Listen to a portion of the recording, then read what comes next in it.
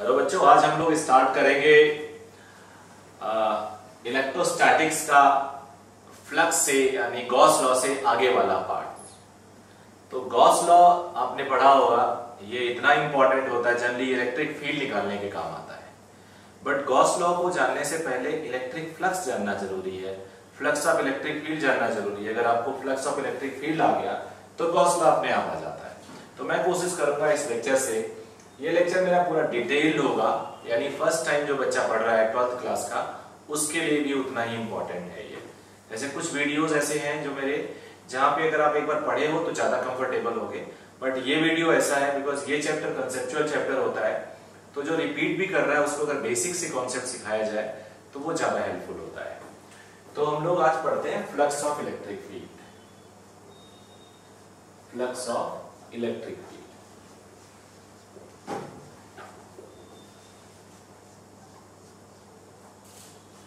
जिसे हम लोग इलेक्ट्रिक फ्लक्स भी कह देते हैं, इलेक्ट्रिक फ्लक्स भी कह देते हैं। फ्लक्स बड़ा जनरल टर्म है, मैग्नेटिक फ्लक्स भी होता है, वो भी हमें पढ़ना है। तो इसकी डेफिनेशन होती है, आप चाहो तो लिख लो, नंबर मतलब काउंट कर सकते हो, number of field lines passing through given area perpendicularly. Number of field lines passing through given area perpendicularly. तो बाय डेफिनेशन फ्लक्स होता है E vector into A vector. E is electric field, A is area vector. अब area vector, area तो scalar होता था, but area को हम vector में भी पढ़ते हैं। कैसे? बस एक डायरेक्शन दे देते हैं, direction is perpendicular to the surface. अब अगर एक इंटेलिजेंट बच्चा है तो सोचेगा सरफेस तो दो तरफ हो सकता है। मान लीजिए ये रिमोट है, अब इसके अंदर फ्लक्स निकालना है, तो एरिया वेक्टर, ये वाला जो सरफेस है, if I consider this surface, area vector will be this perpendicular to the surface. If I consider this surface, perpendicular is this. तो यहां पे कौन सा एरिया लेंगे? तो जब भी हम जिस एरिया की बात करेंगे, जैसे इस एरिया की बात करेंगे, क्लियर हमें हर क्वेश्चन में, हर कॉन्सेप्ट में क्लियर मिलेगा कि किस एरिया की हम बात कर रहे हैं। तो जिस एरिया की बात करेंगे उसके परपेंडिकुलर।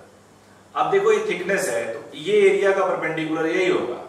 अब अगर ये एरिया करेंगे तो दूसरा साइड है, उसका परपेंडिकुलर दूसरा होगा। वैसे एक रफली आपको आइडिया दे सकता हूं मैं, आपको हमेशा के लिए बता सकता हूं, सरफेस एरिया का वेक्टर जो होगा बाहर की तरफ होता है। जो भी सरफेस आपको दिख रहा है उसके बाहर की तरफ, अंदर की तरफ नहीं। तो ये एकदम क्लियर कर दूंगा, आप चिंता नहीं करना। यही सब तो कॉन्सेप्ट है, अगर यही क्लियर नहीं है तो पढ़ाने से कोई मतलब नहीं है। अब इसके बाद अगर डॉट प्रोडक्ट हटाते हैं हम तो थीटा एक कॉस थीटा आता है। It is angle between E vector and A vector. तो ये तो हो गया बाय डेफिनेशन। अब जरा मैं आपको और समझाता हूं। मान लीजिए एक कोई सरफेस है ऐसा। अब इस सरफेस को मैं कैसे दिखाऊं? ऐसे दिखाता हूं। मेरे पास कुछ पेजेस हैं, ये सरफेस है, ये देखो, साइड से देखोगे तो ये दिखेगा। और पतला कर लेता हूं, पतला सा रजिस्टर आपका, ये। अब इस रजिस्टर को अगर ऐसे मैं साइड व्यू से देखूं तो ये दिखेगा, साइड दिखेगा इसका।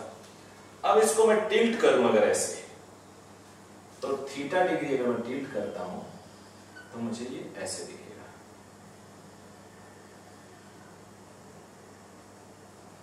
थीटा डिग्री मान लो हमने टिल्ट किया, थीटा 1 किया, फिर इसको हमने और टिल्ट किया, ऐसे कर दिया।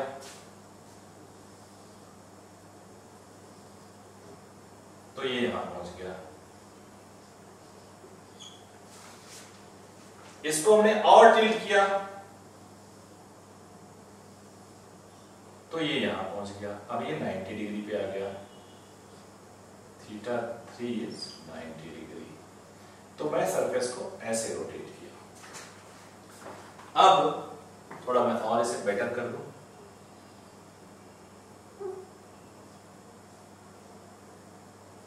कोशिश करो परफेक्शन हो, if it's not there not a problem, but कोशिश कर सकते हैं। अब यहां से इलेक्ट्रिक फील्ड लाइंस जा रही हैं ऐसे, ध्यान देना, ये इलेक्ट्रिक फील्ड लाइंस है, बहुत ही बेसिक समझेंगे हम।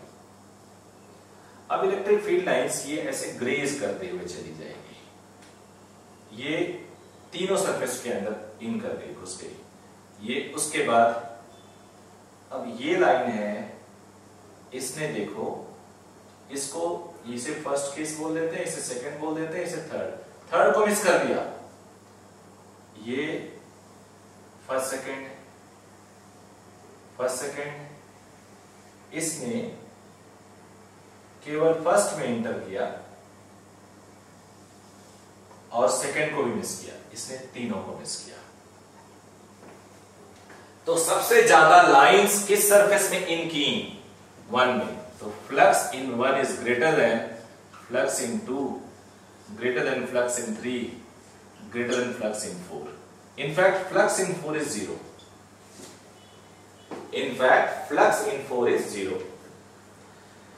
फ्लक्स मतलब नंबर ऑफ लाइंस, कितनी लाइंस इन कर रही है, कितनी लाइन उसके अंदर घुस रही है। तो नंबर ऑफ लाइंस आप काउंट करिए, ज्यादा लाइंस किसमें जा रही हैं? पहले केस में। उसके बाद वाला कम है, उसके बाद वाला और कम है, और लास्ट में तो कोई लाइन जा ही नहीं, टच करके टेंजेंशियली निकल जा रही है। वैसे बताऊं आपको, लाइंस इतना गैप लेके नहीं चलेंगे, there are infinite lines, imaginary lines होती हैं, हम मान के चलते हैं इनफाइनाइट लाइंस होती हैं। इस मेथड से हम लाइंस काउंट भी कर सकते हैं। आपसे कोई पूछे एग्जामिनेशन में ये चार्ज है, इससे कितनी लाइंस जनरेट करेंगे, तो आप बता सकते हो। आज के लेक्चर में तुम्हें पता चलेगा एक चार्ज कितनी लाइंस देता है। तुमसे कोई पूछे लाइंस कितनी होंगी, तो डोंट से कि जितना सर में बाल है, मजाक में ऐसे कितने तारे हैं आसमान में उतने ही हैं जितने मेरे सर में बाल हैं, ऐसा कुछ नहीं है। यहां आप काउंट कर सकते हो। अब जरा देखते हैं, जो सरफेस परपेंडिकुलर है उसमें ज्यादा लाइन, जो टिल्ट हो रहा है उसमें कम लाइन। जरा देखो ऐसा होता क्यों है। ये लाइन, ये सरफेस है, मान लो हमें फ्लक्स इन देखना है, सरफेस एरिया, इस सरफेस का सरफेस एरिया बाहर, सरफेस एरिया हमेशा परपेंडिकुलर होता है। तो जो एरिया वेक्टर है और ई वेक्टर है पैरेलल है। तो फर्स्ट में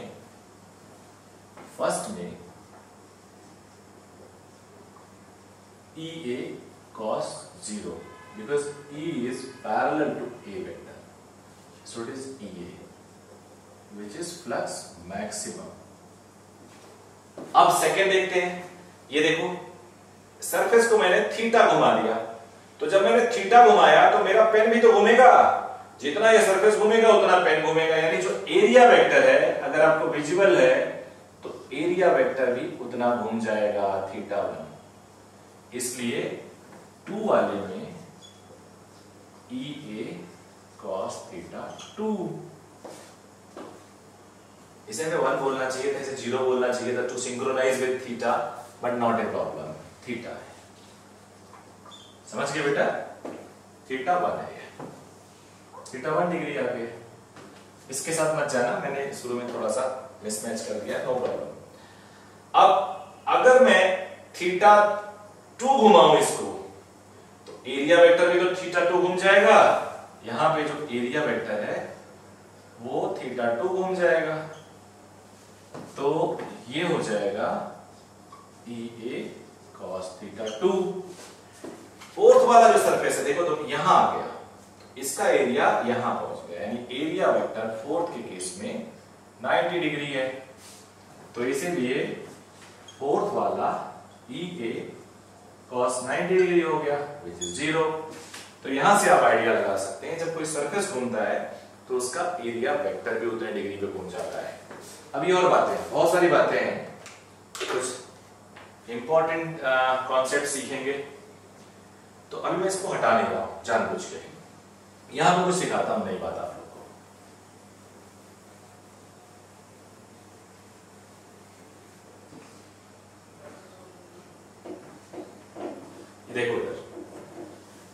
कोई मान लो एक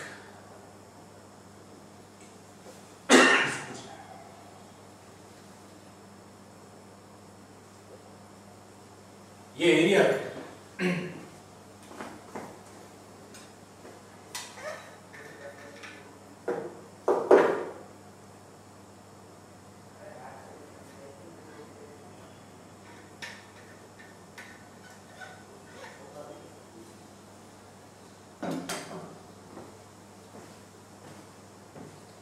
ये कोई वेक्टर है, मान लो कुछ भी मान लो, P मान लो, तो थीटा की तरफ वाला कंपोनेंट क्या होगा इसका? P cos theta. और दूसरी तरफ का कंपोनेंट क्या होगा बेटा? P sin theta. सिमिलरली अगर कोई एरिया वेक्टर है, मतलब इसके पीछे भी एक सरफेस है, ऐसा मेरा हाथ मान लो, ये पाम मान लो, साइड से तो लाइन दिखेगी ना बेटे, बट है एक्चुअल में पूरा सरफेस। अगर ये ए है तो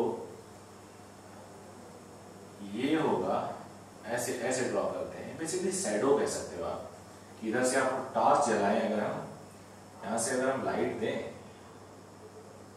टॉर्च, तो शैडो ये आएगा। इधर से अगर हम लाइट दें, इधर से अगर हम लाइट दें तो शैडो ये आएगा।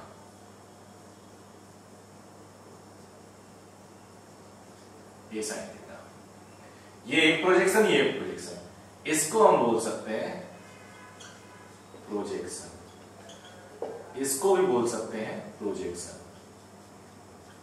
कॉन्सेप्ट सीखो आज मेरे से आप।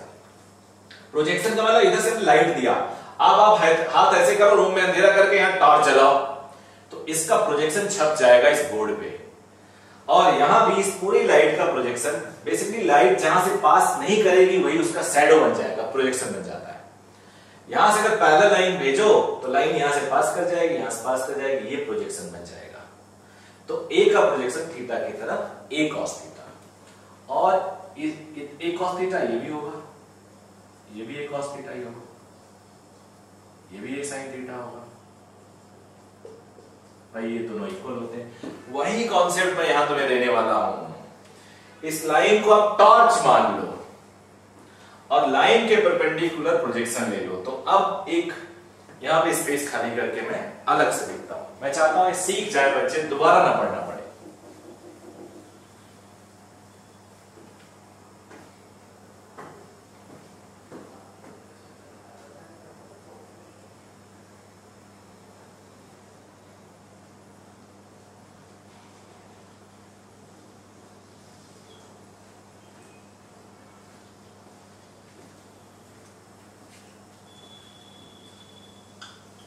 ये मान लो थीटा 1 है, अब यहां से फील्ड लाइंस है,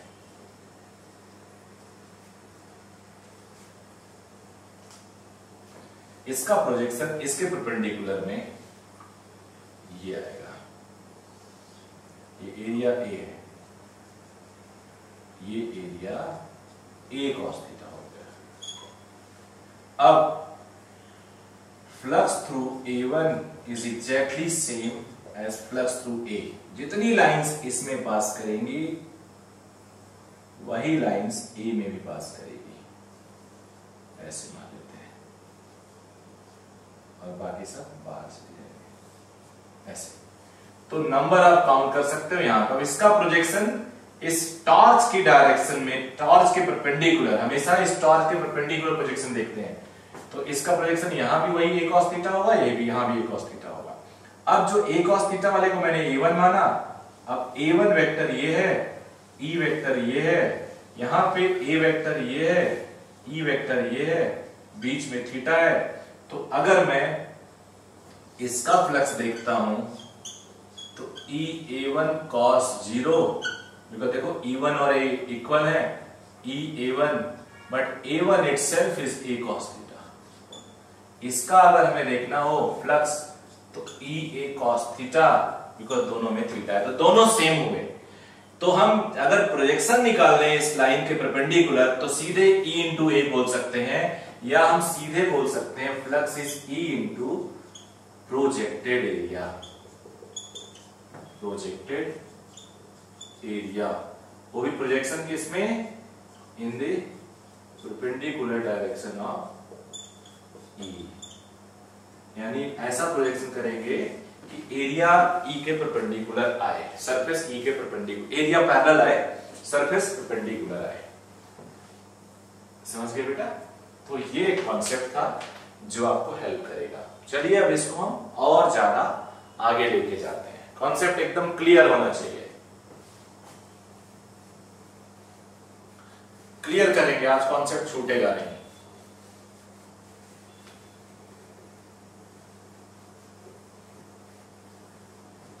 स्कूल लेवल तो बहुत इजी होता है बच्चे, वैसे भी आप सीख सकते हो, लेकिन मैं जब आपको बता रहा हूं, नेचुरली मैं आपको बता रहा हूं for the highest level required from starting with your class 12th only. ऐसा 12th के ही बेसिक से स्टार्ट करना चाहिए, सो दैट आपका कॉन्सेप्ट 12th से पिक हो। बीच से कहीं आप ऐसा ना फील करो कि यार ये कहां से आ गया कॉन्सेप्ट, तो जीरो से कॉन्सेप्ट लेके सकते हैं। लाइंस डिफाइन किया जाता है फ्लक्स, E डॉट ए होता है, फिर E डॉट ए को E A cos theta, theta is angle between A and A, वहां से। अब बहुत ही सोच समझ के आंसर करना। एक हेमिस्फीयर है, एक हेमिस्फीयर है,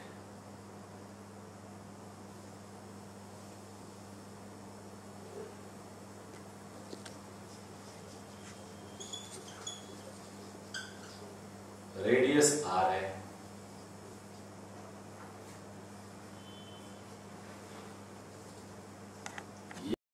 इवन लाइन है, तो फ्लक्स इन। अब देख बेटा, इन बोल दिया तो माइनस साइन अपने आप, बिकॉज देखो तुम इसका सरफेस एरिया इधर आएगा तो कुछ ऑपोजिट है, माइनस साइन आएगा। लेकिन इन बोलने से आप मॉडुलस लगा दिया तो आपको प्लस माइनस बॉदर नहीं करना है। मैं चाहता हूं आप बताओ E इंटू, नहीं मैं ये अभी आपको हिंट नहीं देता हूं, ऑप्शन दे देता हूं। ऑप्शन है E into pi R square, E into 2 pi R square, E into pi R square by 2।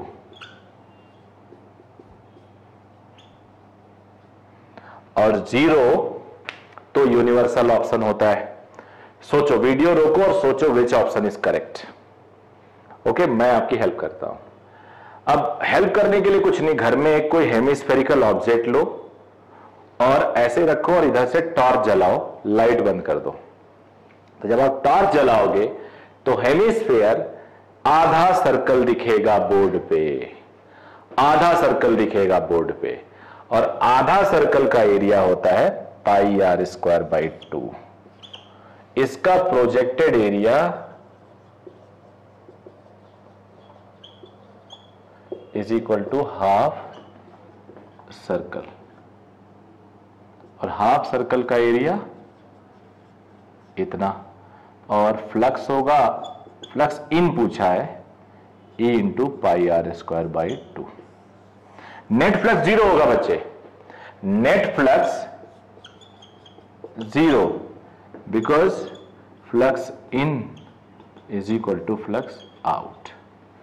जितना जा रहा उतना निकल जाएगा, लेकिन वो हमसे नहीं पूछा गया था। हमसे पूछा गया था कितना फ्लक्स इन करेगा, तो प्रोजेक्टेड एरिया किसकी तरफ? E की तरफ। एक दीवार मान लो, एक वॉल मान लो, E की तरफ प्रोजेक्ट करो, you will get half circle. अब बच्चे यहां पे एक E2, दूसरा क्वेश्चन है ये, एक और इलेक्ट्रिक फील्ड लाइंस हमने भेज दी।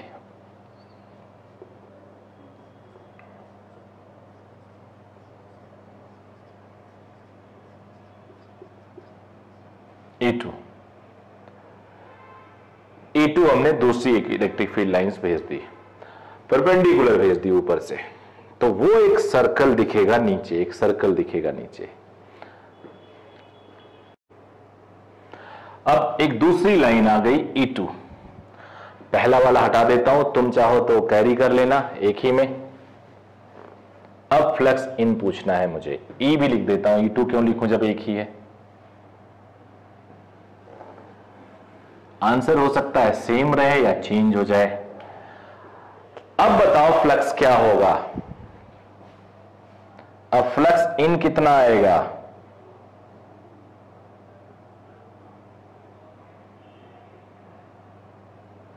फ्लक्स इन कितना आएगा बेटा?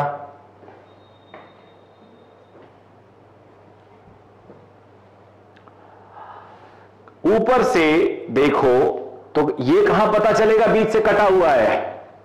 ऊपर से देखो तो you see a complete circle, sphere ही दिखेगा, इनफैक्ट पता ही नहीं चलेगा कटा हुआ। आप देखो कोई वाटरमेलन ले लो, बीच से काटो, ऊपर से टॉर्च जलाओ, आप देखना नीचे कंप्लीट सर्कल मिलेगा। प्रोजेक्टेड एरिया किसका एरिया होगा? अ सर्कल, और इसका एरिया पाई आर स्क्वायर। तो ये आंसर होगा। आई होप सबके समझ में आ गया होगा। तो ये कॉन्सेप्ट था प्रोजेक्टेड एरिया का। धीरे धीरे कॉन्सेप्ट बढ़ाएंगे, आज ये पूरा गॉस लॉ खत्म करेंगे।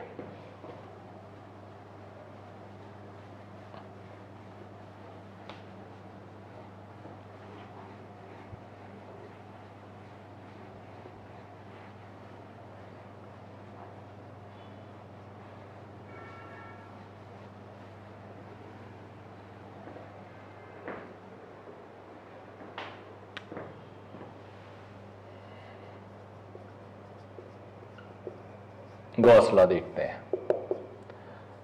Flux E dot ds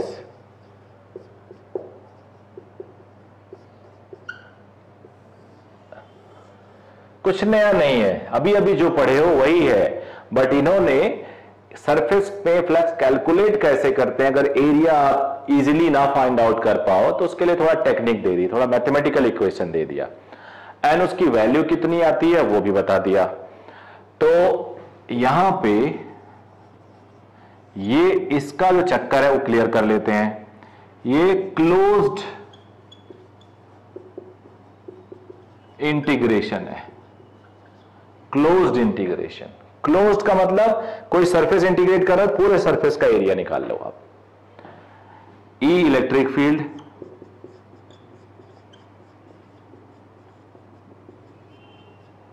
ds differential यानी स्मॉल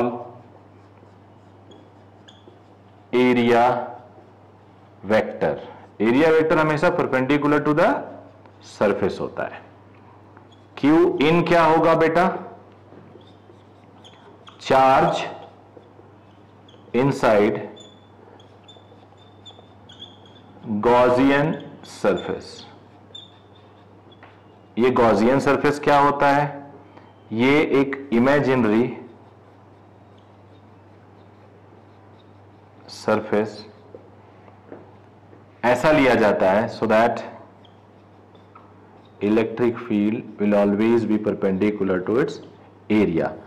ये हाइपोथेटिकल मैंने एक सरफेस लिया और मोस्ट ऑफ द केस में, और कुछ भी हो सकता है, कुछ भी हो सकता है बिकॉज इन्होंने जनरलाइज कर दिया, बट हम लोग अपने सिलेबस में सरफेस ऐसा चूज करेंगे जो एरिया के परपेंडिकुलर हो। सिमेट्रिक सरफेस ज्यादातर अपने सिलेबस में है, अदरवाइज हमारे लिए बहुत मुश्किल हो जाएगा कैलकुलेट करना। सरफेस तो कुछ भी ले लो, गेटिंग ई और calculating E will only be possible when surface is symmetrical और परपेंडिकुलर टू द ई। तो ये लेना सही है, कोई जरूरी नहीं परपेंडिकुलर हो, क्योंकि परपेंडिकुलर अगर जरूरी होता तो डॉट क्यों लगाते, सीधे ई ए लिख देते, क्योंकि अगर एरिया वेक्टर परपेंडिकुलर होगा सरफेस के तो ई के पैरेलल होगा।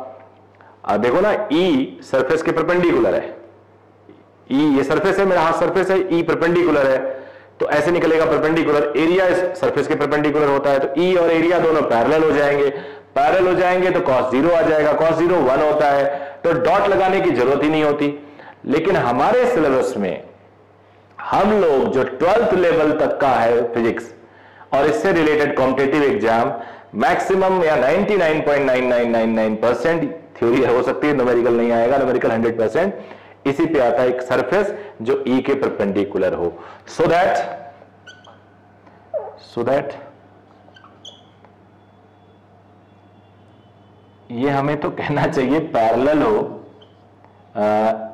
ई should be perpendicular to area so that E parallel to area vector, E parallel to area vector, area के परपेंडिकुलर हो सो दैट एरिया वेक्टर के पैरेलल हो, ऐसा हम चूज करेंगे। तो क्लियर हो गया। यहां से एक चीज सीख ली मैंने कि फ्लक्स को किसी सरफेस में ये भी कह सकते हैं चार्ज इनसाइड गॉसियन सरफेस, और फ्लक्स यानी lines, number of electric field line, number of electric field lines, यानी number of electric field lines के लिए आप चार्ज से एप्सिलॉन नॉट को डिवाइड कर दो। एप्सिलॉन नॉट कितना होता है बेटा? 8.85 into 10⁻12 newton metre coulomb square upon newton metre square. तो आप चार्ज से उसकी लाइंस निकाल सकते हो एप्सिलॉन नॉट। मान लो किसी में 5 कूलम का चार्ज है तो 5 कूलम अपॉन ये रख दो, नंबर ऑफ लाइंस आ जाएंगी। अब मेरे से एक बच्चे ने पूछा कि सर एक इलेक्ट्रॉन तो नेग्लिजिबल होता है, क्योंकि अगर हम किसी मेटल को पकड़ ले ऐसे तो इसमें भी लाखों इलेक्ट्रॉन्स आ जाते हैं, तो एक इलेक्ट्रॉन को कैसे हम प्रूव करें कि इसका फील्ड नेग्लिजिबल होता है? तो एक इलेक्ट्रॉन का चार्ज निकालो विच इज 1.6 इंटू 10⁻19, नीचे -12, तो माइनस यानी 0.0000 करके उसके लाइंस आएंगी वो विच इज नेग्लिजिबल। तो कोई तुमसे पूछे एक इलेक्ट्रॉन की कितनी लाइंस होंगी, बोल देना 0। 2 इलेक्ट्रॉन से कितनी लाइंस होंगी? 0। 100 इलेक्ट्रॉन 0, 1000 इलेक्ट्रॉन 0। कैसे बढ़ेंगे आप कैलकुलेट कर लेना कितने इलेक्ट्रॉन से लाइंस मिलना शुरू होगा। समझ गए बेटे? तो आपको कोई चार्ज दे दे तो आप बता सकते हो आज के बाद उस चार्ज से कितनी लाइंस निकलेंगी। I hope concept is clear now. ये गॉस लॉ का बिगिनिंग है, स्टार्ट कर रहे हैं हम लोग धीरे धीरे। अब एक क्वेश्चन और जरा इसी फ्लक्स के फॉर्मूले पे हम लोग निकाल लेते हैं। एक एग्जांपल दे रहा हूं आपको। अगेन हेमिस्फेयर है, नीचे से खुला हुआ है, थोड़ा और स्पेस क्रिएट कर लो, मेरे पास 3 है। एग्जाम्पल एक साथ कराने पे ही बेनिफिट होगा।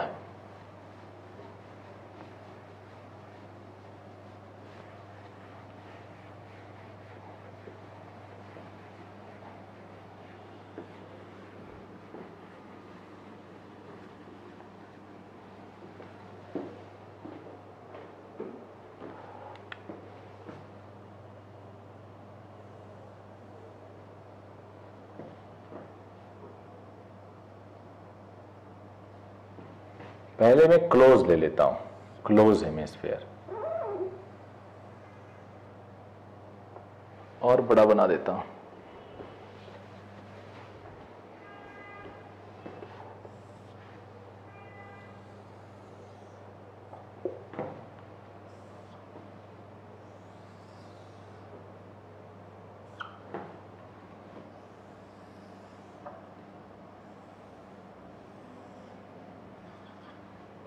ये क्लोज्ड है, अंदर ये डॉटेड लाइन का मतलब होगा एक सरफेस अंदर है, यानी हॉलो है।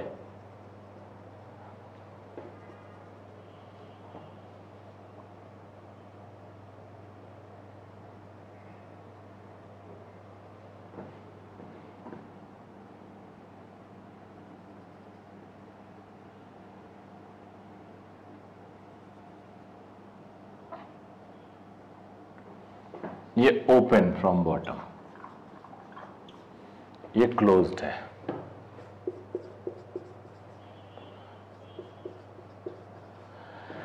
तीनों में मैं चार्ज रख रहा हूं क्यू क्यू क्यू। पहले में just inside, where? Just inside. Here it is just outside, positive charge है ये। Here it is at center. Once more, just inside a positive charge is placed, just outside a positive charge is placed, at center a positive charge is placed. In all the cases, let it be 1, let it be 2, let it be 3, flux inside electric flux inside sphere, hemisphere I should write,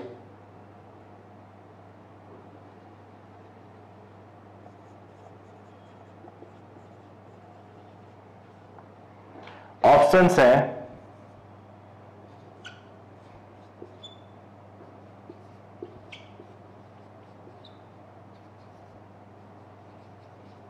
तीन question, तीन option, may be तीनों के अलग अलग हो, एक इसका एक इसका एक इसका, मे बी तीनों सेम हो, आपको सोचना है। तो सोचिए वीडियो को रोक के, फिर बताता हूं मैं आपको।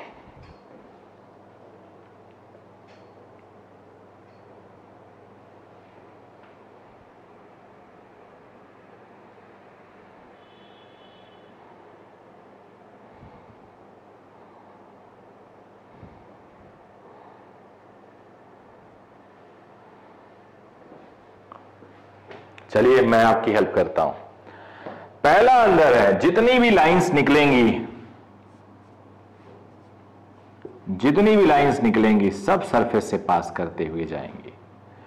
तो चार्ज इनसाइड फॉर्मूला होता अपॉन एप्सिलॉन नॉट, तो इसके केस में flux in 1 is equal to Q upon epsilon naught. कहां रखा हुआ है कोई मैटर नहीं करता, वो तो हम लोगों ने परपेंडिकुलर जो बोला था वो सिंपलेस्ट फॉर्म होता है कैलकुलेट करने के लिए ई। यहां पे कोई मतलब नहीं। Flux if charge is Q in which is inside, flux is this whatever और whenever it is placed, wherever it is placed.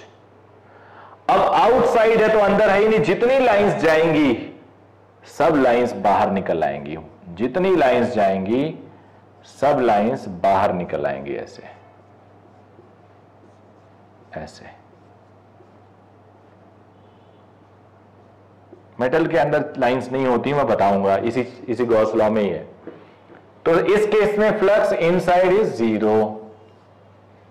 ये आंसर है फर्स्ट का, ये आंसर है सेकंड का। थर्ड, जितनी भी लाइंस एक पॉइंट से निकलती हैं, इमेजिन करो कुछ नीचे कुछ ऊपर, कुछ इधर कुछ इधर, कुछ इधर कुछ इधर, ऐसे जितनी भी लाइंस निकलेंगी आप उनको अगर सेंटर पे रख रहे, मेरा हाथ हेमिस्फीयर है, तो ऐसे ढक लो, सारी लाइंस कंट्रोल में आ जाएंगी। अब ऊपर वाले का हिस्सा हाफ ऑफ द लाइंस का होगा, नीचे वाले का हाफ ऑफ द लाइंस होगा, बिकॉज सेंटर में रखा हुआ है। तो flux through this is Q half charge upon epsilon not. तो ये आंसर थर्ड का हो जाएगा। समझ में आया बेटे आपके?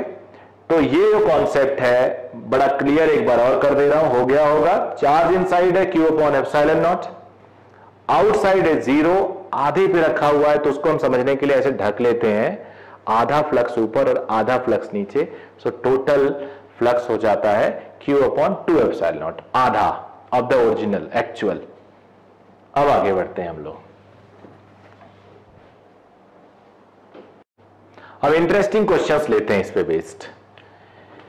एक क्यूब लेते हैं,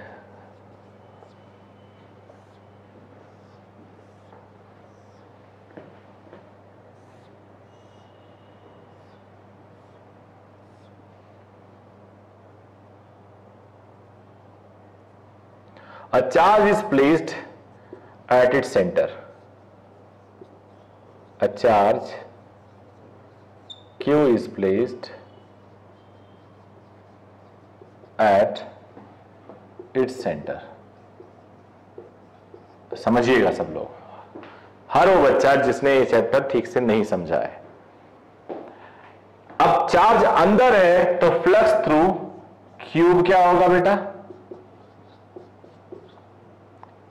ये हो जाएगा। अब how many faces are there in a cube?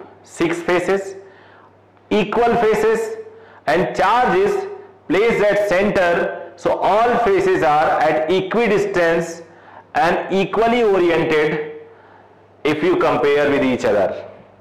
So all faces will contribute equal number of lines.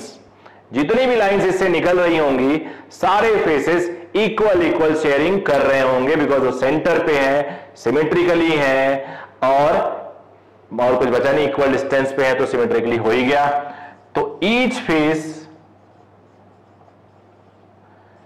1/6 because 6 faces are there, q, तो q upon 6 epsilon not. I hope आपके समझ में आ गया. अब और बातें करते हैं छोटे इसी पे बेस्ड और एग्जांपल. एक स्क्वायर प्लेट है,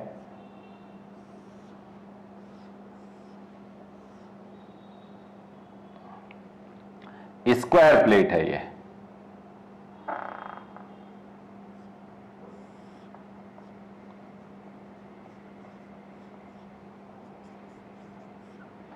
इसके सेंटर से a/2 डिस्टेंस दूरी पे एक चार्ज रखा हुआ है. अब इस सरफेस से कितना फ्लक्स, इस प्लेट से कितना फ्लक्स पास कर रहा है? फ्लक्स थ्रू प्लेट, ये बताना है आपको, ये बताना है आपको. सोच के बताओ. अरे यार यही केस तो है, यही केस है एग्जैक्टली. देखो कैसे, ये ए साइड है, ये ए साइड है, ये प्लेट है, सेंटर यानी a/2 डिस्टेंस पे एक चार्ज रखा हुआ है. तो रिवर्स समझने के लिए इसके बगल में एक प्लेट रखो, यहां पे एक प्लेट यहां रखो, यहां पे एक प्लेट यहां रखो, यहां पे एक यहां ज्वाइन कर दो, तो ये क्यूब का सेंटर ही तो हो जाएगा. यानी इस प्लेट का कंट्रीब्यूशन 1/6 है.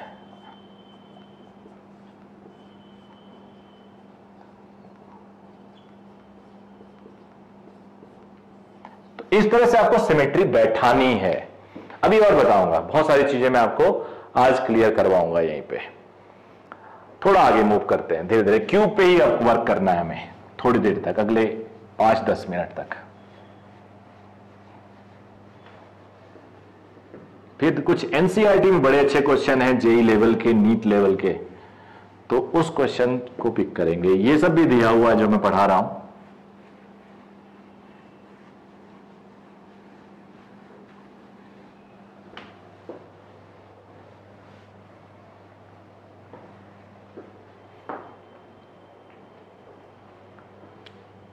देखना आप लोग, एक क्यूब है,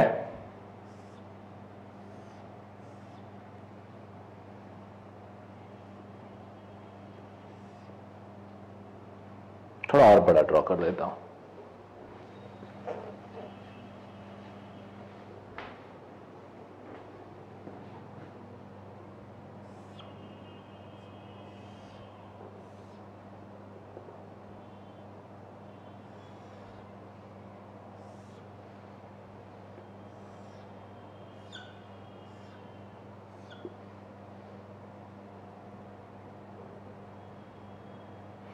इसके इस कॉर्नर पे एक चार्ज रख दिया, क्यू चार्ज.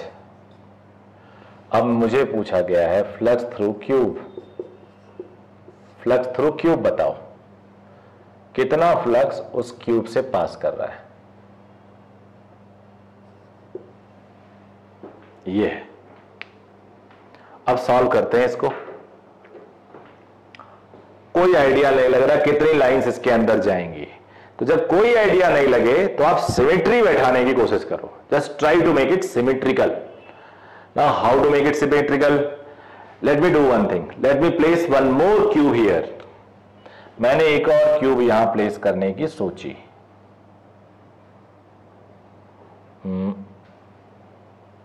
उतना ही बड़ा, उतना ही बड़ा.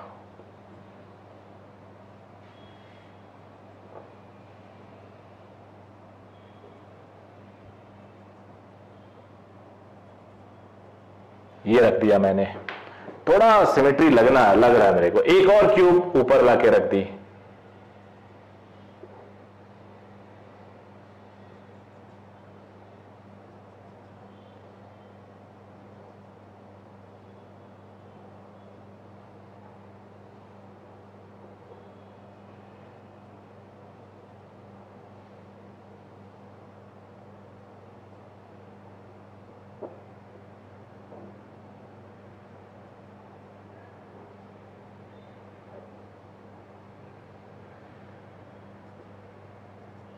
ये एक और क्यूब मैं बगल में लाके रख देता हूं।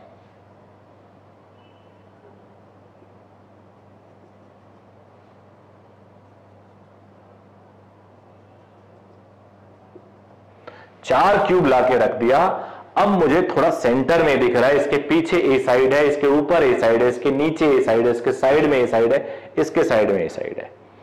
अब चार और क्यूब मैं सामने से लाके रख दूं तो आप अगर इमेजिन कर पाओ तो मुझे लगता है काफी हद तक प्रॉब्लम हमारी सॉल्व हो जाएगी and will be able to get final answer.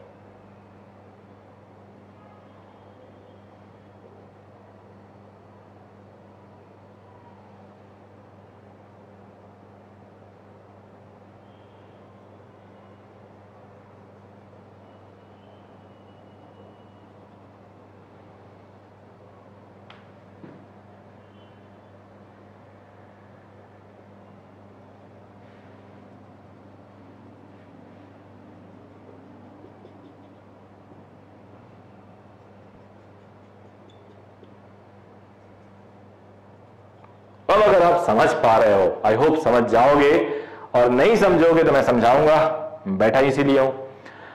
तो आप देखो, ये अगर इस क्यूब का जो बोल्ड में दिख रहा है वो ए साइड है, तो ए और ए, ये 2a साइड है, और इधर भी ये 2a साइड है, इधर भी ये 2a साइड है।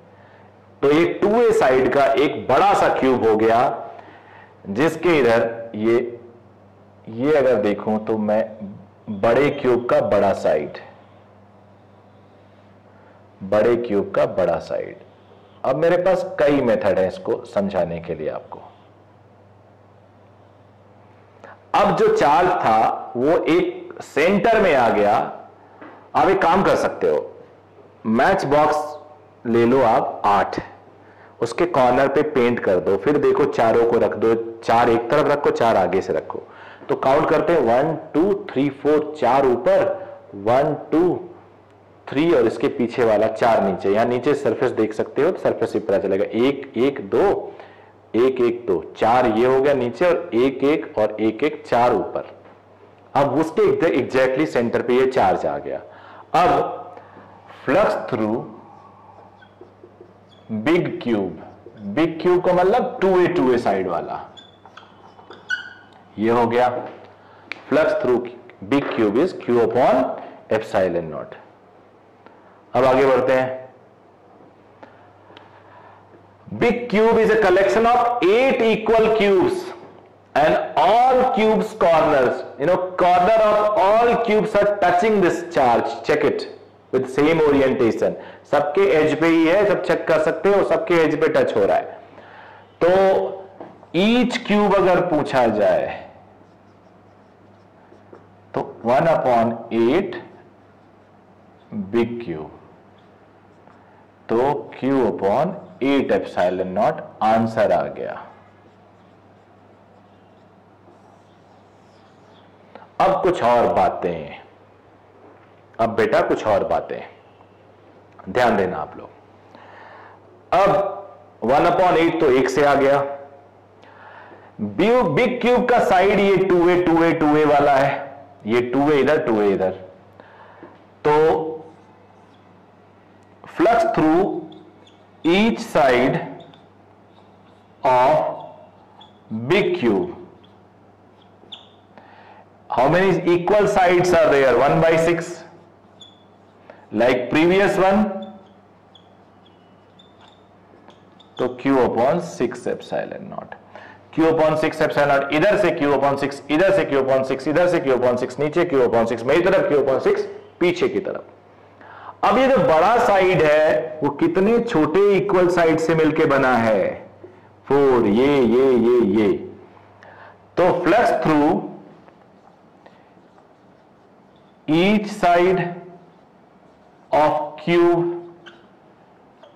so 1/4, because ये बड़ा वाला साइड 4 पार्ट में मिलके बना है।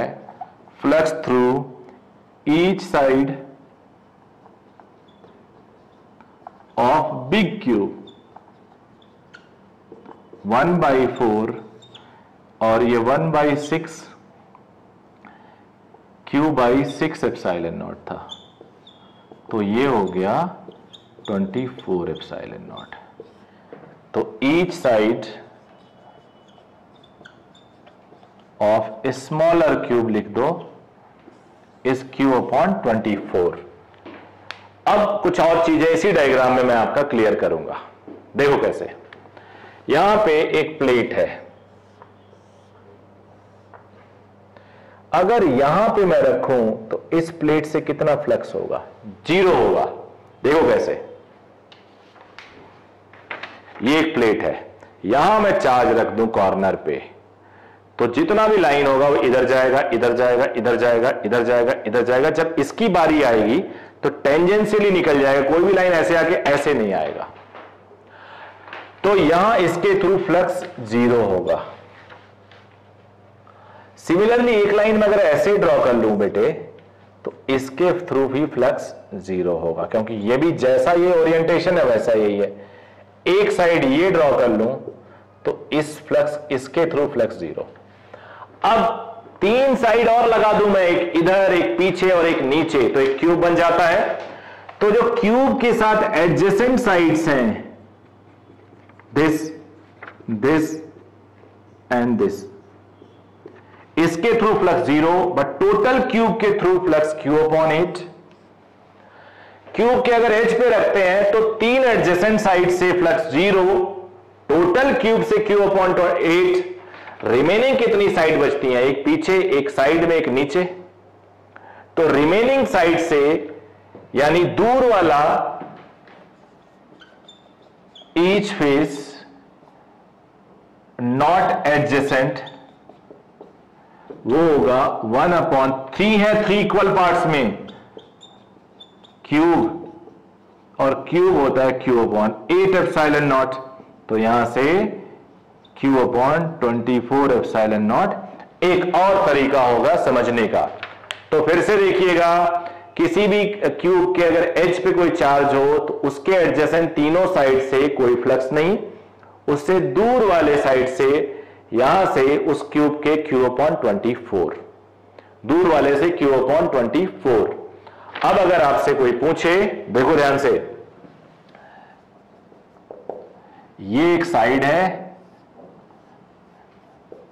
और इस साइड से ए डिस्टेंस की ऊंचाई पे एक चार्ज रख दिया जाए, तो इस प्लेट से, ये प्लेट है, इस प्लेट से कितना फ्लक्स पास करेगा? तो Q/24 एप्सिलॉन नॉट बोल देना, बिकॉज इसको आप क्यूब बना सकते हो और वो क्यूब के कॉर्नर पे आ जाएगा और केस यही हो जाएगा। तो अगर आप ऐसे रखते हो ए हाइट दूरी पे एक प्लेट के, तो Q/24 यहां से पास करेगा, और अगर आप क्यूब प्लेट के बिल्कुल एज पे रखोगे तो फ्लक्स 0 पास करेगा। आई होप अब आपकी समझ में आ गया होगा। वीडियो एक बार और देख सकते होगा, समझ में नहीं आया होगा। इसके बाद फिर हम लोग अभी इसी को और कैरी करते हैं,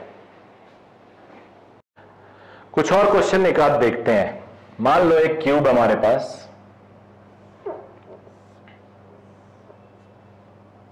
क्यूबॉइड भी हो सकता है इस बार,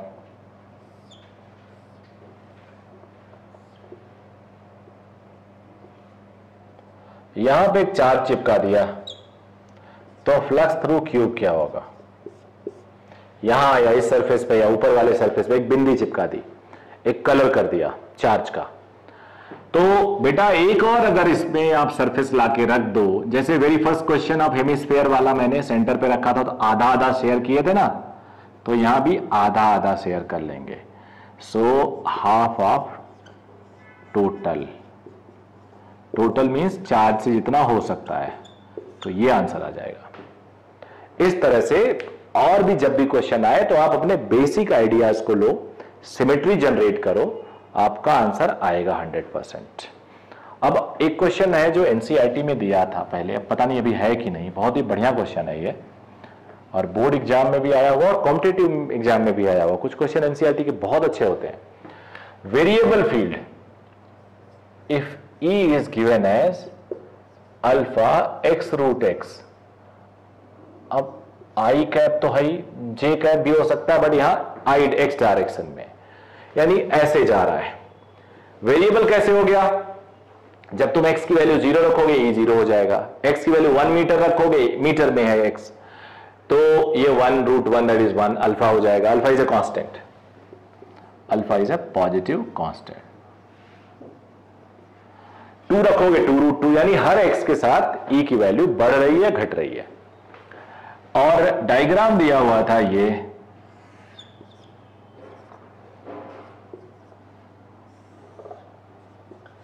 ये डायग्राम है। अब अगर हम एक क्यूब इस पे ड्रॉ करते हैं,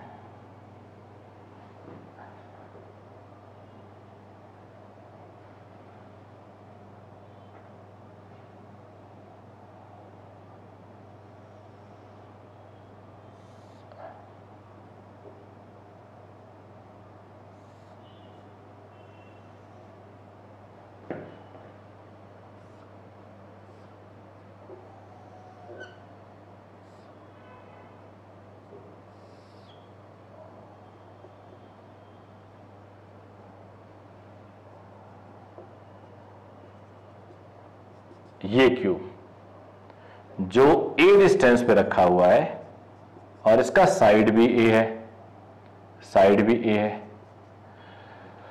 तो फाइंड, यहां लिख देता हूं फाइंड, यहां सॉल्व करेंगे। Flux through cube and second total charge inside cube. One of the best question. One of the best question. This surface is parallel to YZ plane. Z मेरी तरफ है बेटे, अब मैं हवा में ड्रॉ नहीं कर सकता, इसलिए इधर लिखा है YZ प्लेन ये है, और इसको भी ऐसे रखा हुआ है कि ये सरफेस ये वाला और ये वाला YZ प्लेन के पैरेलल हो। एक डब्बा ले जाके बॉक्स रख दिया। ट्राई करिए, वीडियो रोकिए और ट्राई करिए। आप सब लोग ट्राई करेंगे तभी तो कॉन्फिडेंस आएगा। ट्राई करिए। कर लिया होगा आपने वीडियो रोक के। तो अब मैं सॉल्व करना सिखाता हूं आपको।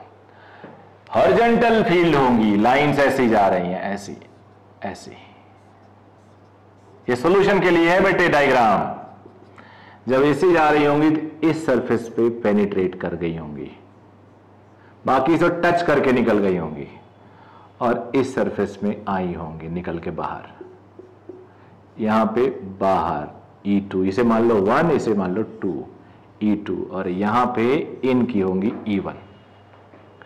E1 मींस जो इन किया और E2 जो आउट हुआ, बाकी किसी सरफेस पे नहीं। ABCD EFGH, E नहीं लिखता हूं, PQRS लिखता हूं। E इलेक्ट्रिक फील्ड को भी तो रिप्रेजेंट कर रहा है, PQRS। अब फ्लक्स थ्रू AB QP, ये वाला ऊपर वाला फ्लक्स थ्रू C इधर लिख देता हूं, D इधर करता हूं। फ्लक्स थ्रू CRQB यानी पीछे वाला, flux through APSD, flux through नीचे वाला CDRS 0। क्यों? Because E perpendicular to the area vector, A is perpendicular to the area vector। अब फ्लक्स इन होगा through ABCD and flux out होगा थ्रू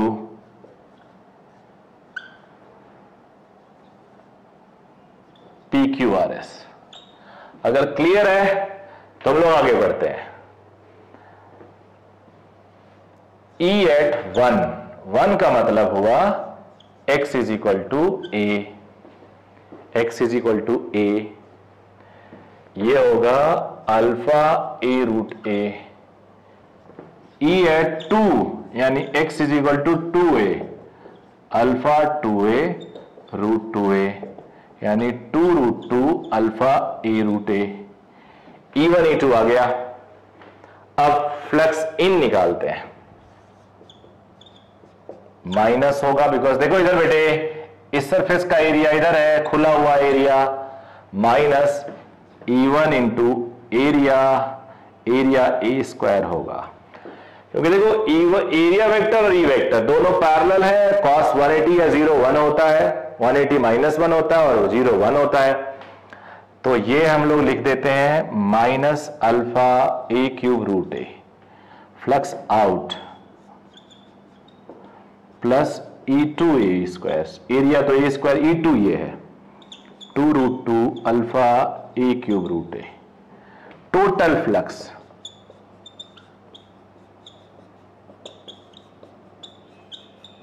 कांस्टेंट बाहर कर लेते हैं, ये आ गया बेटा, पहला तो आंसर आ गया। Since total flux charge inside upon 0, so charge inside is epsilon not into flux total, तो epsilon not alpha A cube root A 2 root 2 minus 1 is the answer. आ गया कुछ आंसर बेटा। ऐसे क्वेश्चन अगर एक यूनिफॉर्म ही होता तो जितना ही इन करता उतना आउट हो जाता, तो टोटल फ्लक्स आता 0, चार्ज इनसाइड आता 0, बट वेरिएबल था x के साथ फ्लक्स बढ़ रहा है, इट मींस यहां पे आपको कुछ ना कुछ चार्ज अंदर मिलेगा। तो ये एक तरीका हो गया, एक क्वेश्चन हो गया। अब इसको आप वीडियो रोक करके रिवाइज कर सकते हो। तो अभी हमने थोड़ा ट्रेडिशनल तरीके के कुछ क्वेश्चन सॉल्व किए, which is very important for concept building and as well as competitive exams. JEE advance तक के क्वेश्चन इससे होते हैं। और अब हम लोग गॉस लॉ के एप्लीकेशंस देखते हैं।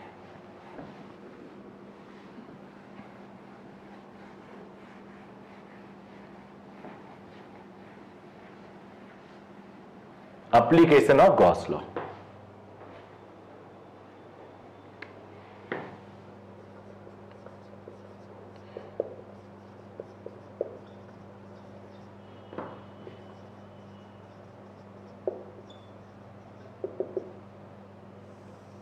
Application of Gauss law.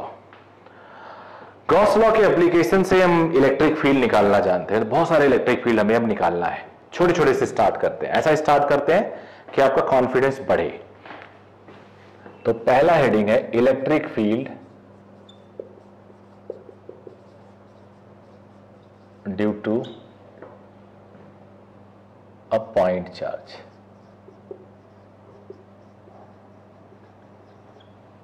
Electric field due to a point charge. Point charge ले लेते हैं।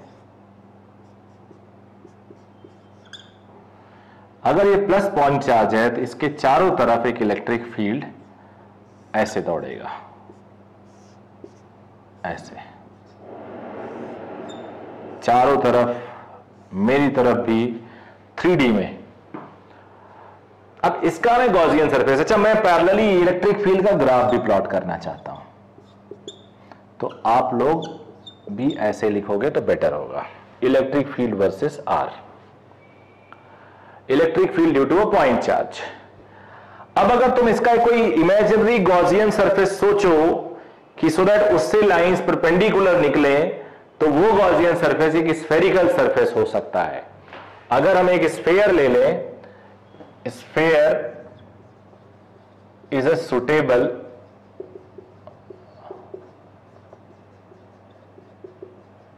Gaussian surface। ठीक है बेटा, ये हो गया। r डिस्टेंस पे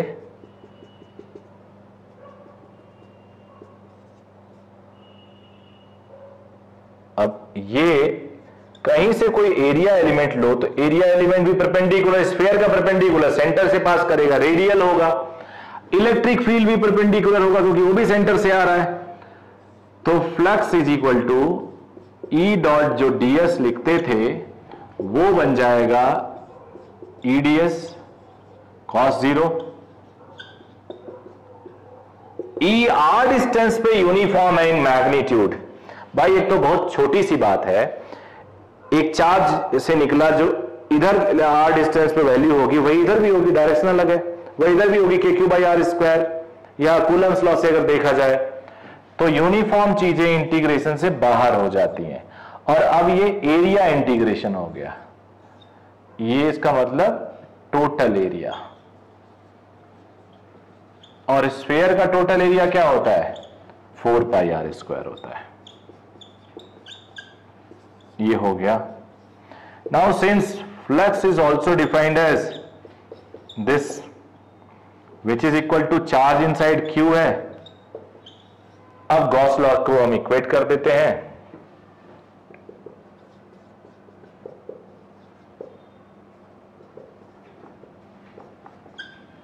तो E into 4πr²,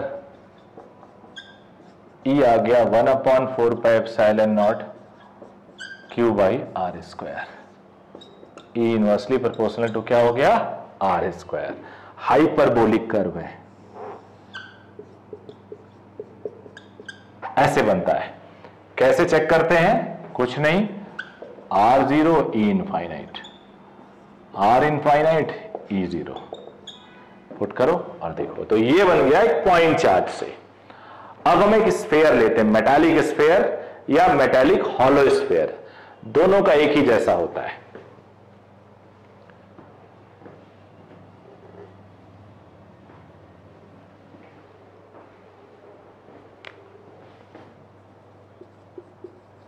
due to metal sphere या हॉलो स्फीयर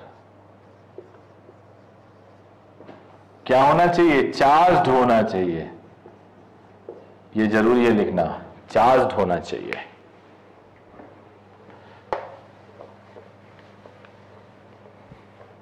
थोड़ा इसमें चीजें बदलेंगी। मैंने हॉलो और मेटल दोनों एक ही कैटेगरी में क्यों लिया? तब तक आप सोचो। हॉलो और मेटल दोनों को एक ही कैटेगरी में इसलिए लिया कि मेटल के भी सरफेस पे ही चार्ज होता है और हॉलो है तो अंदर चार्ज रहने का कोई सवाल ही नहीं होता क्योंकि हमने सरफेस को चार्ज दिया है। इसलिए हम लोग दोनों को एक ही कैटेगरी में रखते हैं।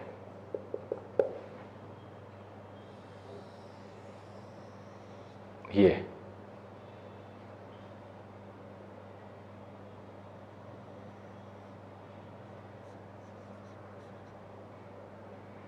प्लस चार्ज मान लो दे दिया,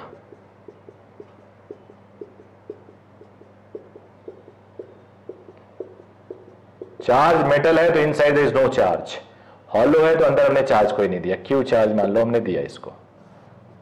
ऐसे ऐसे लाइंस होंगी, दूर से देखोगे तो ऐसा लगेगा सेंटर से लाइंस आ रही हैं। इसीलिए स्फीयर को हम लोग पॉइंट मान लेते हैं उसके सेंटर पे।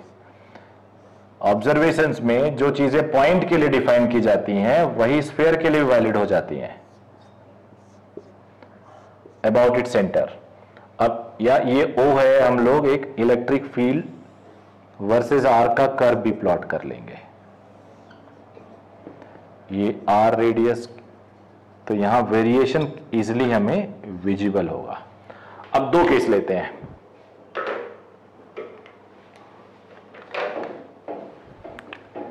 केस 1 लेते हैं।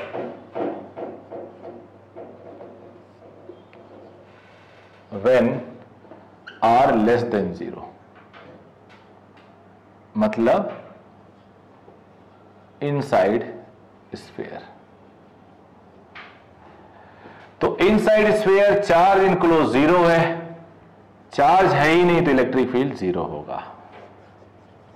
Case 2, when R greater than equal to 0, outside sphere, अंदर 0 इलेक्ट्रिक फील्ड तो अंदर ये ऐसे आप डार्क कर लो इसको, बाहर एक गॉसियन सरफेस फिर स्फेरिकल होगा क्योंकि स्फेरिकल सरफेस से ही ये लाइंस 90 डिग्री पे टकराएंगी। और कोई एरिया वेक्टर लो वो इस लाइन के पैरेलल होगा। तो same like previous, charge upon epsilon not E होगा, ई और आर डिस्टेंस पे इक्वल होंगे, area 4/r², spherical Gaussian surface लिया,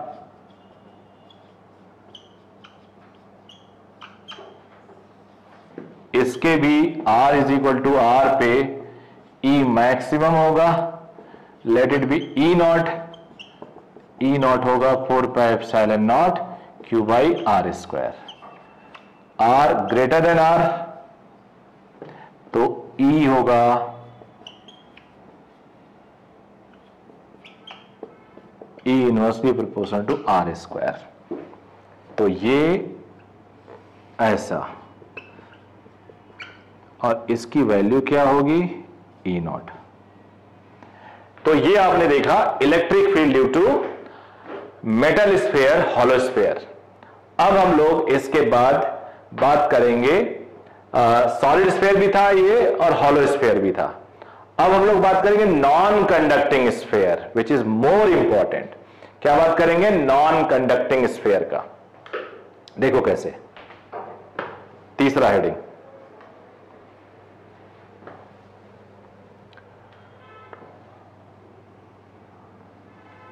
आप लोग वीडियो रोक के पढ़िए, मुझे मत एक्सपेक्ट करिए मैं रुकूंगा, क्योंकि टाइम वेस्ट आपका ही होगा, हैवी वीडियो बन जाएगा।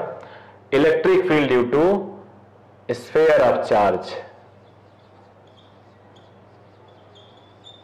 स्फीयर ऑफ चार्ज, चार्ज का बना स्फीयर, या इसे हम नॉन कंडक्टिंग स्फीयर कहते हैं।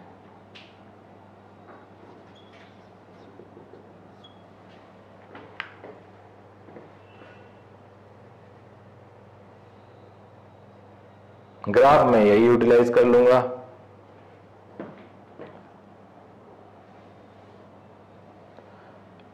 इसको मुझे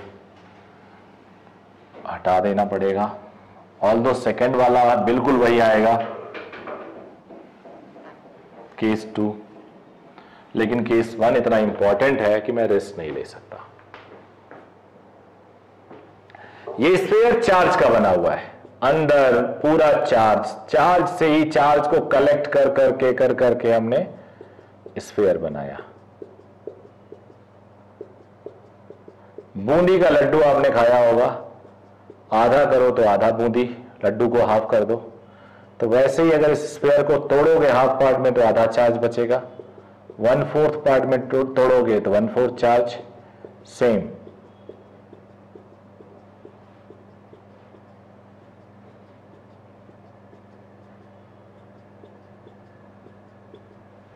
इस तरह से टोटल चार्ज है Q मान लिया, अंदर भी फील्ड होना चाहिए बिकॉज चार्ज है। तो पहला case, when R less than equal to R, inside solve करते हैं।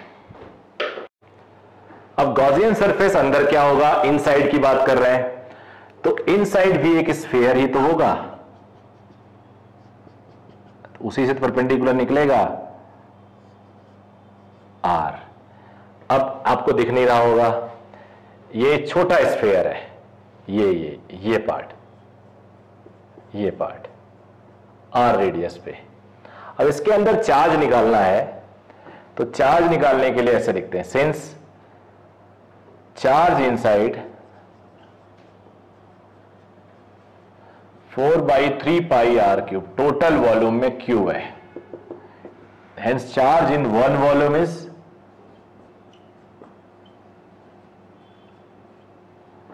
hence charge in 4/3πr3, small वाला है ये आ गया QR² upon R3, I'm sorry, upon ये Q' मान लेता हूं। अब इसके अंदर Q' चार्ज है, तो अब मैं डायरेक्ट लिख देता हूं,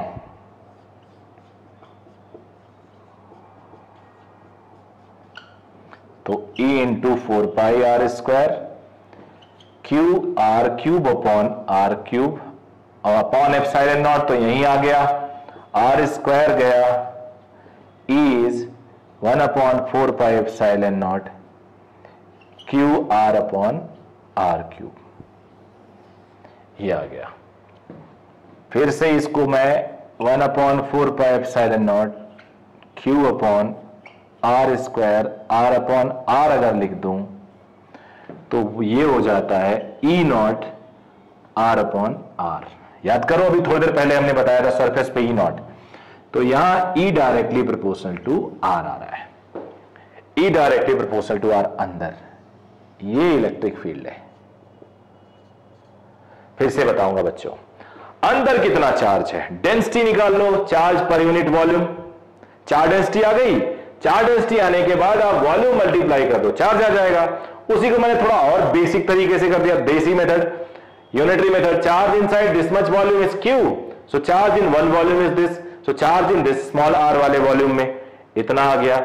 वही चार्ज इसमें आ गया है जो कूलम्स लॉ, ये गॉस लॉ है, E dot D S E 4 pi R square, यहां से आर स्क्वायर आर क्यूब में से कैंसिल हो गया, एक आर बचा, या इसको हम ऐसे भी लिख सकते हैं। अब एक चीज और बता दूं मैं, कई बार लोग डेंसिटी के टर्म में देखते हैं, डेंसिटी, वॉल्यूम चार्ज डेंसिटी क्या होता है बेटा, ये वॉल्यूम चार्ज डेंसिटी, और ये होता है charge upon 4/3 pi R cube. तो अगर इसके टर्म में मैं लिखना सिखाऊं आपको, तो ये देखो चार्ज क्यू डैश आ जाएगा rho into 4/3 pi R cube. तो अब अगर E dot D S Q dash upon epsilon not हो तो E into 4 pi R square, और क्यू डैश है rho into 4/3 pi R cube upon epsilon not, तो 4 पाई गया, एक आर गया, सो E आ जाएगा रो आर अपॉन 3 एप्सिलॉन नॉट। तो यहां से भी हम लिख सकते हैं ये और ये दोनों इक्वल है। अब ये इनसाइड तो आ गया, केस 2, केस 2 यानी outside, outside is exactly like the previous case, hollow और सॉलिड में कोई अंतर नहीं है। बाहर से देखो तो आपको पता भी नहीं चलेगा ये स्फीयर ऑफ चार्ज है या हॉलो है या सॉलिड मेटल है, आपको दिखेगा लाइंस बाहर आ रही है, तो आप पॉइंट की तरह कंसीडर करोगे तो आउटसाइड वही आएगा। आउटसाइड में no change, inside is directly proportional to R. Note कर लीजिए इसको, ये ग्राफ बनेगा और ये बहुत इंपॉर्टेंट है, इतना इंपॉर्टेंट है इसके कई क्वेश्चन पूछे जाते हैं जेई एडवांस, जेई मेंस में भी। तो मैं इसको थोड़ा सा और बताऊंगा, आप नोट करिए इसको, नोट कर लीजिएगा वीडियो रोक के। मैं थोड़ा इधर आ जाता हूं बार बार, अगर आप नोटिस करो, इसलिए आपको स्पेस देता हूं, यहां वीडियो आप रोक सकते हो।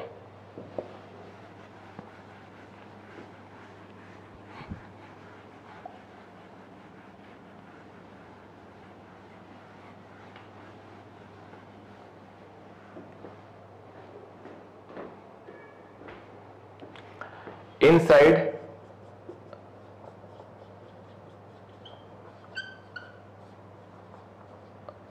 इसे हम रो आर अपॉन 3 एप्सिलॉन नॉट, इसे ई नॉट आर अपॉन आर कह सकते हैं।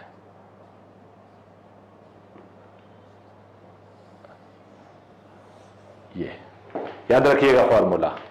अब इस पे बेसिक क्वेश्चन है, पहले वो बता दूं, फिर मैं electric field due to a line charge, electric field due to cylinder, ये सारी चीजें मैं थोड़ी देर में बताऊंगा। पहले इस पे बेसिक क्वेश्चन है।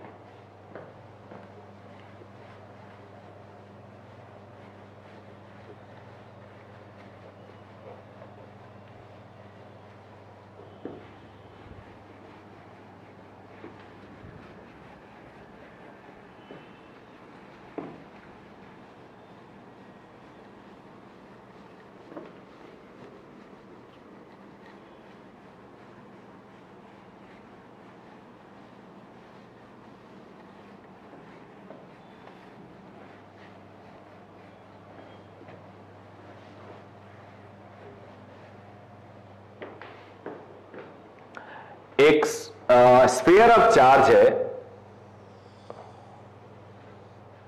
उसके अंदर एक कैविटी बना दी मैंने। स्फीयर ऑफ चार्ज के अंदर मैंने एक कैविटी बना दी। थोड़ा और बड़ा कर देता हूं।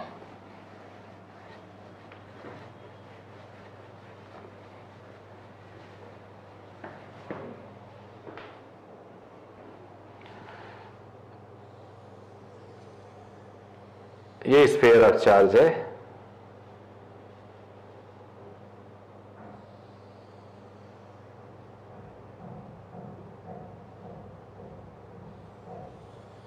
ये कैविटी है। ये बाकी सब पे चार्ज भरा हुआ है, बाकी ऐसे। ये कैविटी है। ए पॉइंट पे ओ से ओ डैश है, मान लो ए, ओ से ए है आर, ओ डैश से ए है R1। Electric field at A, vector हटा देता हूं। ये कैविटी खाली है, इसके अंदर कुछ नहीं है। यहां कैविटी है मतलब खोखला बना दिया अंदर, spherical cavity. Rho R upon 3 epsilon naught, rho A upon 3 epsilon naught, rho R1 upon 3 epsilon naught. Zero तो हर जगह राइट रखता है। तो इस कैविटी पे, ए पे, कैविटी का सेंटर है O डैश, और O से A तक का डिस्टेंस दिया हुआ है, ये डिस्टेंस दिया हुआ है, ये डिस्टेंस दिया हुआ है, और ए डिस्टेंस दिया हुआ है। O से O डैश से इलेक्ट्रिक फील्ड पूछा है। तो इस क्वेश्चन को हमें ऐसे सॉल्व करना चाहिए, सुपरपोजिशन प्रिंसिपल। ये ज्यादा बड़ा हो गया, चलेगा यार, माइनस ये, यहां से कंप्लीट अगर है, ए का डिस्टेंस है R, यहां से डिस्टेंस है R1। अब ये भी रो वाला है, ये भी रो वाला है, इसमें से इसको माइनस कराया जाए, then will get electric field. और ये जो कैविटी के क्वेश्चंस है ना, चाहे इलेक्ट्रोस्टैटिक्स का हो ये, चाहे सेंटर ऑफ मास निकालने का हो रोटेशन में, चाहे मोमेंट ऑफ इनर्शिया निकालने का हो, कॉन्सेप्ट यही काम आता है, सुपरपोजिशन कहते हैं हम। ऐसे मैग्नेटिक फील्ड में भी जहां भी कैविटी आए, आप सुपरपोजिशन प्रिंसिपल अप्लाई करिए। तो यहां पे electric field at A is equal to rho R upon 3 epsilon naught. यहां पे electric field at A rho R1 upon 3 epsilon naught. So E at A is basically E at A because of 1 minus E at A because of 2. और ये रो R upon 3 epsilon naught minus rho R1 upon 3 epsilon naught। तो ये हो गया रो R minus R1 upon 3 epsilon naught। But option में ही नहीं है, ये ऑप्शन में ही नहीं है।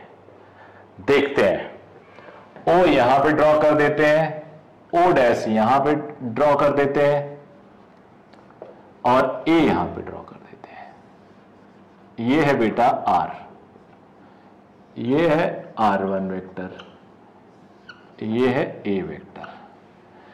वेक्टर सम अगर आपने किया हो, नहीं किया तो मैं याद दिला देता हूं।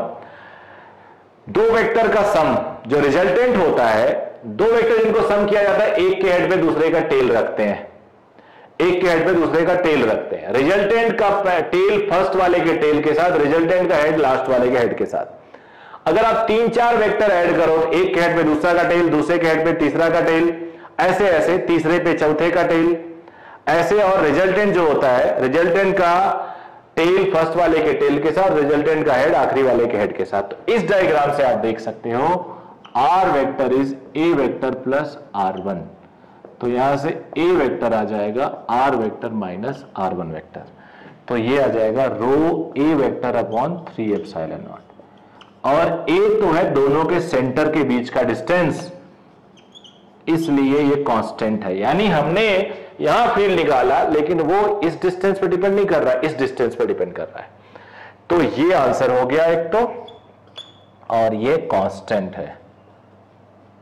यानी कैविटी में कहीं भी अगर फील्ड निकालोगे तो वो कांस्टेंट होगा। बड़ी चीज आपने सीखी, कैविटी में कैविटी कर दो, कहीं भी फील्ड निकालो कांस्टेंट होगा। याद रखना, ऐसे स्फीयर ऑफ चार्ज हमने लिया, स्फीयर ऑफ सिलेंडर लो, एक सॉरी चार्ज ऑफ सिलेंडर, यहां पे चार्ज स्फेरिकल चार्ज है, वो सिलेंड्रिकल चार्ज हो, स्फीयर ऑफ चार्ज है वो सिलेंडर ऑफ चार्ज होगा।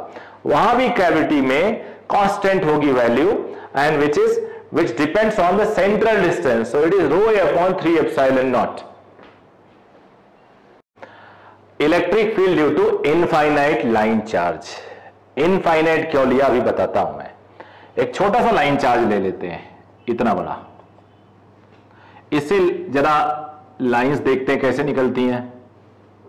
इससे फील्ड लाइंस ऐसे निकलेंगी, प्लस है तो बाहर की तरफ ऐसे। बस आपके कॉन्सेप्ट के लिए इतना लिख रहा हूं बेटा, नहीं तो इतना लिखता नहीं मैं, बट मुझे लगता है कि जो बच्चे वीडियो देख रहे हैं उनको समझ में आना चाहिए। अब ये जो लाइन है छोटा, इसको थोड़ा बड़ा कर देते हैं, बड़ा लाइन चार्ज ले लेते हैं।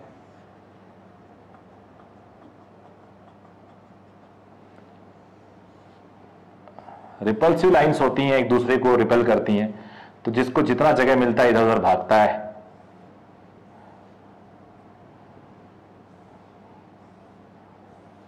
ऐसे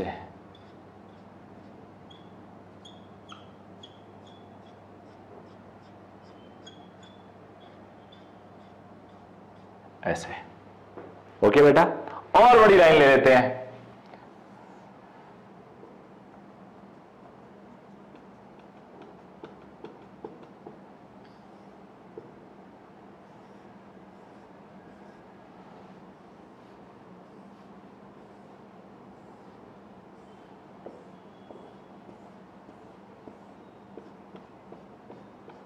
बड़ी खास बात है, समझने वाले समझ रहे होंगे।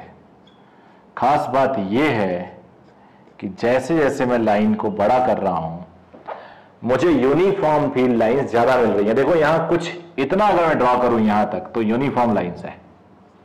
यहां पे शायद बहुत जरा वाले डिस्टेंस पे, यहां यूनिफॉर्मिटी ज्यादा है, बिकॉज कोने पे तो एज इफेक्ट हो जाता है, we call it as effect, repulsive बाहर की तरफ जाते हैं। तो अगर मैं इसको इनफाइनाइट ले लूं तो सीधी लाइंस मिलेंगी।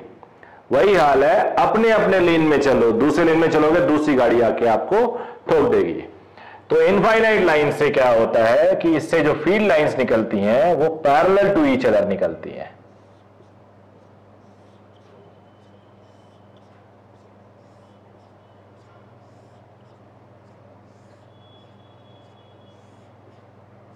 पैरेलल टू ईच अदर निकलती हैं। टॉप व्यू देखो तो ये मिलेगा, ऊपर से देखोगे तो ये चारों तरफ ऐसे लाइंस।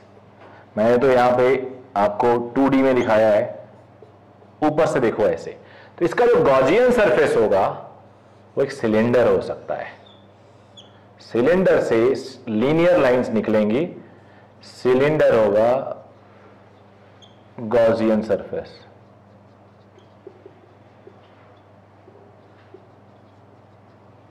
यहां पे एक differential area low, electric field दोनों पैरेलल हो जाएंगे। सॉल्व करते हैं, ये हटा देता हूं, ये समझाने के लिए आपको किया था मैंने।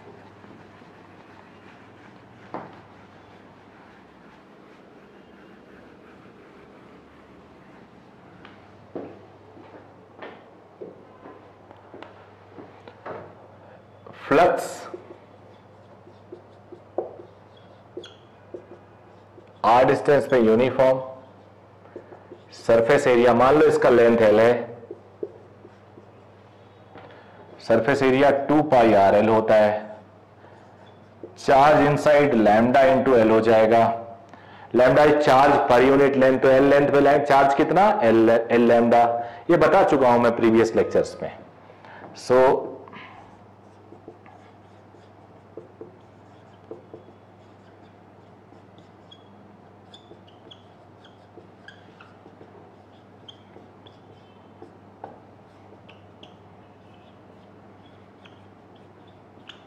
या 2k लैम्डा बाई आर की जनरली हम लोग 1/4 पाई एप्सिलॉन नॉट को लिख देते हैं, इनवर्सली प्रोपोर्शनल टू आर। अब अगर कर्व प्लॉट करना हो,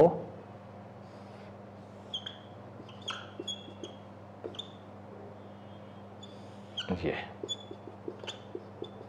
इनफाइनाइट टाइम पे 0, तो ये आ गया electric field due to a line charge. अब हम लोग प्लेट देखेंगे इलेक्ट्रिक फील्ड का की वजह से, प्लेट की वजह से इलेक्ट्रिक फील्ड क्या होता है और एक शीट की वजह से क्या होता है, तो दोनों देखते हैं।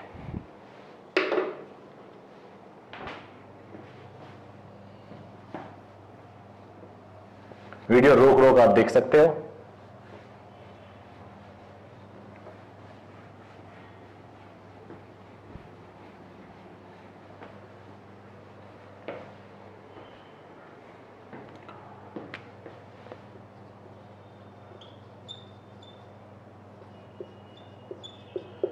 थिक प्लेट लेंगे, एक ऐसा प्लेट जिसकी थिकनेस हो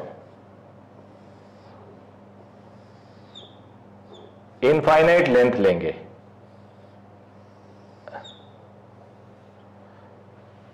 रीजन आपको पता ही है इनफाइनाइट लेंथ क्यों लिया मैंने। चलो मैं जब तक ड्रॉ कर रहा हूं तब तक सोचो, the formula is valid for very small distance, मतलब अगर मैं इतना बड़ा ही लाइन चार्ज ले लूं तो थोड़ी दूर तक तो परपेंडिकुलर ही निकलती है ना बेटा, तो बिल्कुल close, very close to line electric field, तो ये लिखा जा सकता है very close to the line, तो लिखा जा सकता है ना। Very close to the line तो यूनिफॉर्म लाइंस होती हैं, यूनिफॉर्म लाइंस होंगी तभी आप गॉसियन सरफेस सिलेंडर ले पाओगे, तो सिलेंडर का रेडियस बहुत छोटा रखो तो ये फॉर्मूला वैलिड है। सेम अगर हम इनफाइनाइट लिखते हैं ना, कोई चार्ज प्लेट इनफाइनाइट होने वाला है, लेकिन बिल्कुल क्लोज में करो तो वो सारे रिलेशन आए जाएंगे जो हमने इनफाइनाइट का लिया है, छोटे के लिए वही आंसर होगा। फॉर एग्जाम्पल इनफाइनाइट तो एक कंपेरिजन है, मुझे लगता है कि कोई अगर 1 किलोमीटर लंबा है तो for me it is infinite, कोई और छोटा इंसेक्ट ले लो उसके लिए मे बी मैं इनफाइनाइट हूं, तो ये भी इनफाइनाइट हो सकता है if we discuss at very near. याद रखना कुछ क्वेश्चंस ऐसे आते हैं जैसे प्लेट के बिल्कुल पास में इलेक्ट्रिक फील्ड कितना होगा, तो वही होगा जो यहां होने वाला है, क्योंकि हम इनफाइनाइट लेंगे, लाइंस पैरेलल निकलेंगी, गॉसियन सरफेस आसान होगा, लेकिन अगर हम बिल्कुल पास लें तो वहां भी तो परपेंडिकुलर निकलती हैं, मेटल से इलेक्ट्रिक फील्ड लाइंस परपेंडिकुलर ही निकलती हैं, उसके बाद वो रिपल्सन होने की वजह से वो डिस्ट्रक्ट हो जाती हैं एज पर द सिचुएशन, उनके पास स्पेस कितना है। तो ये सब आप लोग ध्यान दीजिएगा, यही सब तो खास बातें होती हैं जो आपको डिफरेंट बना सकती हैं आपके बाकी दोस्तों से।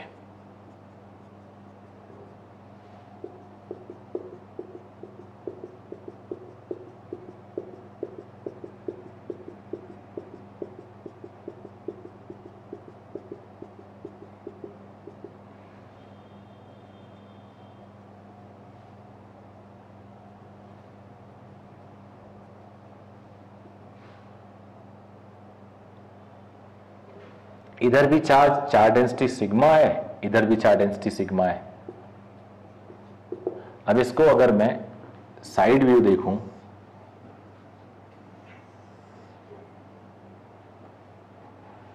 तो ये आ जाएगा,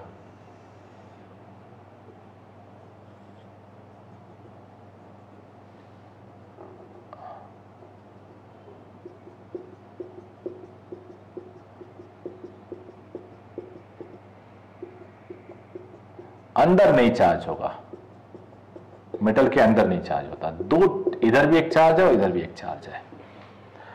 फील्ड लाइंस आपको पता है 90 डिग्रीज निकलेंगी ऐसे, बहुत ज्यादा ड्रॉ नहीं करूंगा मैं, अननेसेसरी डायग्राम अच्छा नहीं लगेगा।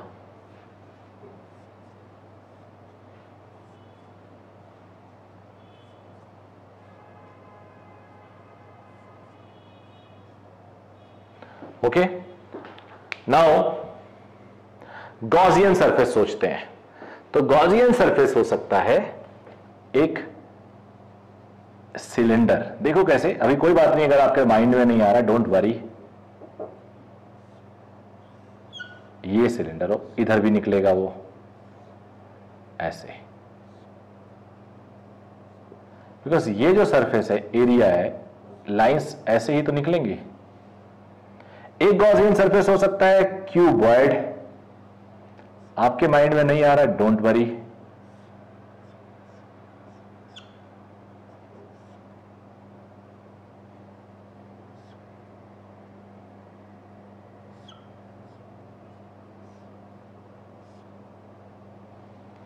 ये हो सकता है, एरिया वेक्टर पैरेलल हो जाएगा, यहां भी electric field, area vector parallel, electric field, area vector parallel. एक हो सकता है आधे में से, कुछ भी सिलेंडर या क्यूबॉइड, यहीं तक सिर्फ, तो यहां सिर्फ यहीं से निकलेगा। तो देखा आप लोगों ने, सिलेंडर हो सकता है या क्यूबॉइड हो सकता है। तो एक गॉसियन सरफेस ये ले लिया, दोनों लेके मैं करा देता हूं जिससे आप लोगों का कॉन्फिडेंस बढ़े, मेरा पर्पस यही है कॉन्फिडेंस बढ़ाना।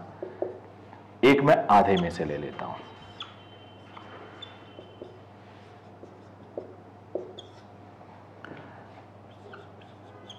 गॉसियन सरफेस 1, इसे मैं 1 मान लिया, इसे मैं 2 मान लेता हूं। चार्ज इनसाइड सिग्मा ए एक तरफ, सिग्मा ए दूसरी तरफ, यानी यहां पे चार्ज और यहां पे चार्ज। फ्लक्स जो ई डॉट ए होता है पैरेलल है, तो ई ए एक तरफ ये वाला, और ई और ए वाला, ये और ये।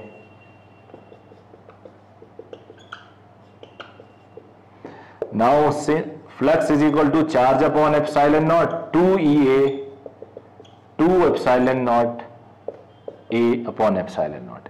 2 से 2 गया, एरिया कैंसिल हो गया, तो इलेक्ट्रिक फील्ड आया sigma upon epsilon naught. Plus है तो बाहर रिपल्सिव और माइनस है तो अट्रैक्टिव। अब गॉसियन सरफेस 2,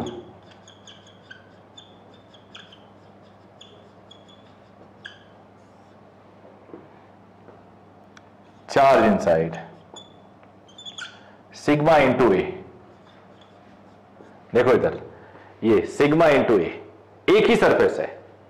यहां पे अंदर बॉक्स में मेटल है, मेटल के अंदर चार्ज नहीं होता, तो ये चार्ज एक ही सरफेस है, एक ही सरफेस से फ्लक्स पास कर रहा है।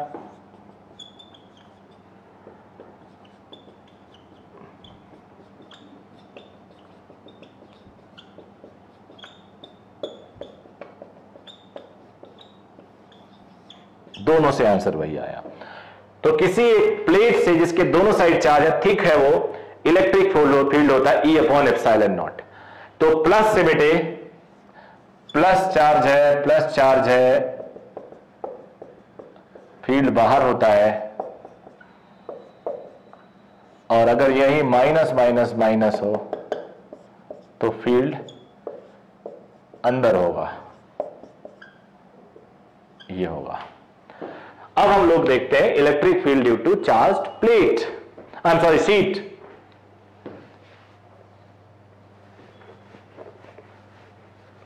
ये नोट करने के लिए आप वीडियो रोक के नोट कर सकते हो।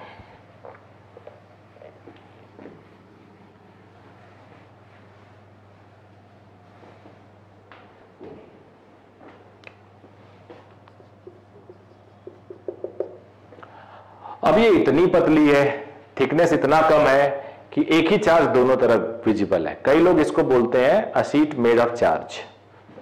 तो ये है, ये अगेन इनफाइनाइट लेंथ लेना पड़ेगा to get uniform field. You know, अब तो आप लोग जान गए हो, यही चार्ज दोनों तरफ विजिबल है। ये इंफिनिटी को जा रहा है, ये भी।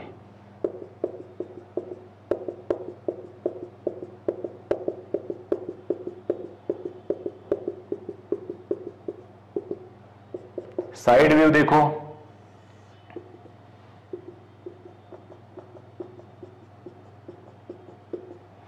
सिग्मा, वही सिग्मा दोनों तरफ। तो Gaussian surface just like previous, cube लो क्यूबॉइड लो, बट बीच से नहीं ले सकते। मतलब क्या हुआ कि इसकी थिकनेस है ही नहीं। अब इलेक्ट्रिक फील्ड और एरिया पैरेलल होंगे। क्यूबॉइड लोगे तब भी, क्यूबॉइड लोगे बेटा तब भी। तो एक ही ले रहा हूं, थोड़ा टाइम बचा लेते हैं।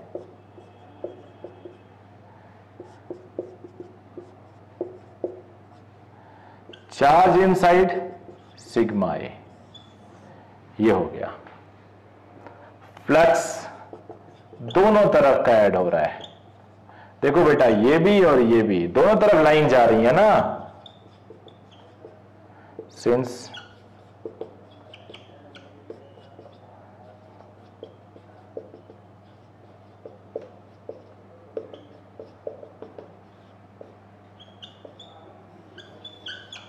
अब ये आ गया आधा as compare to plate. As compare to plate क्या आ गया बेटा? आधा आ गया। यानी अगर चार्ज एक ही सरफेस पे है तो इलेक्ट्रिक फील्ड हो जाता है आधा। दोनों तरफ चार्ज है तो इलेक्ट्रिक फील्ड हो जाता है सिग्मा अपॉन एप्सिलॉन नॉट, मतलब इसका डबल। तो अब थोड़ा इसके एक आध एग्जाम्पल कर लेते हैं। इसी का एग्जाम्पल बता देता हूं मैं। जितना एग्जाम्पल करोगे, कॉन्सेप्ट को डिराइव करोगे, तो आपका कॉन्फिडेंस उतना ही बढ़ेगा। एक एग्जाम्पल है मेरे पास, दो सीट है ये, plus sigma plus sigma, A point B point C point पे आपको फील्ड निकालनी है, इलेक्ट्रिक फील्ड। तो इंटरेस्टिंग बात यह है कि दोनों पॉजिटिव है और जो फील्ड होता है वो डिस्टेंस पे डिपेंड नहीं करता।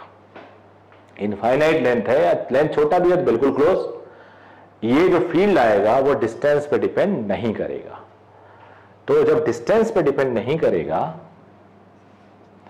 तो इसकी वजह से देख लेते हैं, प्लस है तो रिपल्सिव, इसकी वजह से इस पे फील्ड आएगा सिग्मा अपॉन 2 एप्सिलॉन नॉट, इस पे आएगा, इसको भूल जाओ, सिग्मा अपॉन 2 एप्सिलॉन नॉट, इस पे आएगा सिग्मा अपॉन 2 एप्सिलॉन नॉट। मैंने ए की वजह से लिखा, मैंने किसकी वजह से लिखा? ए की वजह से, मतलब फर्स्ट वाले की वजह से, फर्स्ट वाले की वजह से। अब मैं 2 की वजह से लिख रहा हूं, ध्यान देना, 2 से दोनों तरफ रिपल्सिव, तो 2 का ये रिपल्सिव, इधर रिपल्सिव, इससे ये रिपल्सिव। अब ए पॉइंट को देखो तो नेट आ गया दोनों को ऐड करने से sigma upon epsilon naught, B point पे नेट आ गया 0, सी पॉइंट पे नेट आ गया सिग्मा अपॉन 2 एप्सिलॉन नॉट। तो ए पॉइंट पे आया सिग्मा, आई एम सॉरी दोनों ऐड हो गए, सिग्मा अपॉन एप्सिलॉन नॉट, ये माइनस आई कैप, बी पे 0, सी पे आई कैप, प्लस आई कैप। ठीक है बेटा, अब ये प्लस प्लस लेके बता दिया मैंने, अब एक प्लस माइनस लेके देख लेते हैं।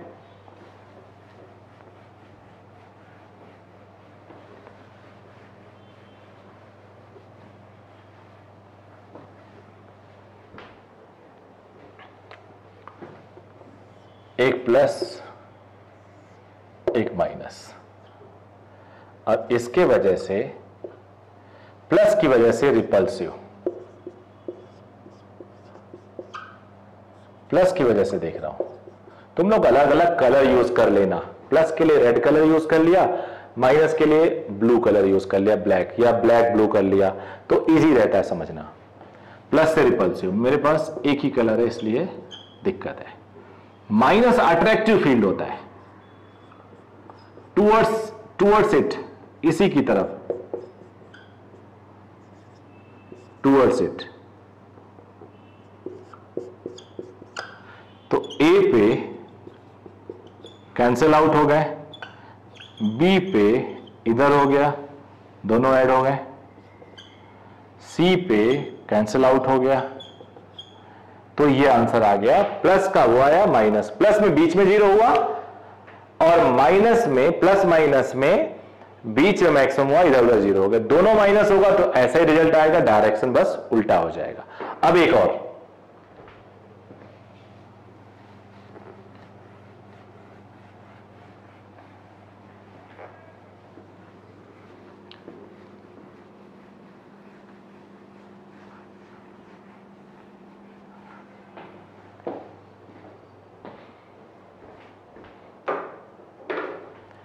Electric field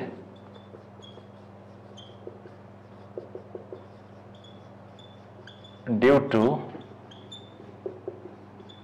cylindrical charge.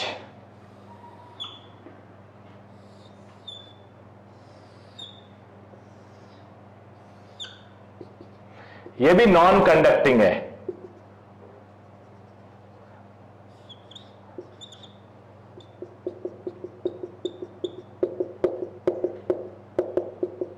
ऐसे।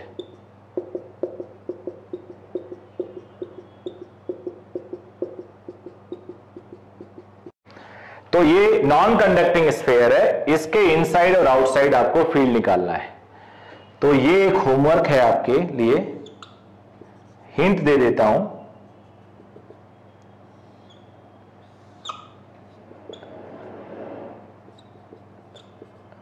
ये चेक कर लेना, inversely proportional to R square होगा, ये भी नहीं बता रहा हूं। आइडिया तो लगा ही लिया होगा आप लोगों ने। तो अब ये आप इसका, इसमें भी कैविटी आएगी, कैविटी के सेंटर पे डिपेंड करता है, उसमें भी यूनिफॉर्म होता है। यही मैं जिक्र कर रहा था, जस्ट जाते जाते लिख रहा हूं, थोड़ा आप सोचिएगा इसके बारे में, इजी है। तो पूरा हमने गॉस लॉ आज कवर कर लिया है। आई होप अब गॉस लॉ के कुछ एग्जांपल्स, तो देयर में बी इनफाइनाइट क्वेश्चंस। क्यूब के अंदर एक चार्ज रॉड है, वो जा रही है, ग्राफ कैसे बनेगा, बहुत सारे क्वेश्चंस होते हैं जो मैं न्यूमेरिकल सीरीज में लाऊंगा इस चीजों को। तो सारे बच्चे जो आज आप पढ़े हो, एक बार इसको रिवाइज कर लीजिएगा। बहुत इंपॉर्टेंट टॉपिक है ये, थोड़ा सा टफ माना जाता है ये। बेसिकली 12th जो पूरा का पूरा 12th फिजिक्स है, वो 11वीं फिजिक्स से काफी इजी माना जाता है। 11वीं फिजिक्स का जो सबसे इजी टॉपिक है, वो 12th के सबसे टफ टॉपिक से भी इजी है, से टफ है। और 12th का सबसे टफ क्या है? इलेक्ट्रोस्टैटिक। यानी इलेक्ट्रोस्टैटिक जो 12th का सबसे टफ है, वो 11वीं के सबसे इजी से भी इजी है। तो पूरा 12वें टॉपिक इजी फिजिक्स होता है। 11वीं में कई बच्चे डर जाते हैं, वो दिल तोड़ देते हैं कि यार मुझे अब कंपटीशन की तैयारी नहीं करनी है, ड्रॉप आउट हो जाते हैं कोचिंग इंस्टीट्यूट से। उन्हें लगता है पहले बोर्ड की तैयारी कर लें फिर कोचिंग की करेंगे। बट प्योरली ये मान लो कि बोर्ड की प्रिपरेशन और IIT JEE या नीट की प्रिपरेशन बिल्कुल अलग नहीं होती है। तो ये जो लेक्चर है, आई होप आप लोगों ने एंजॉय किया होगा।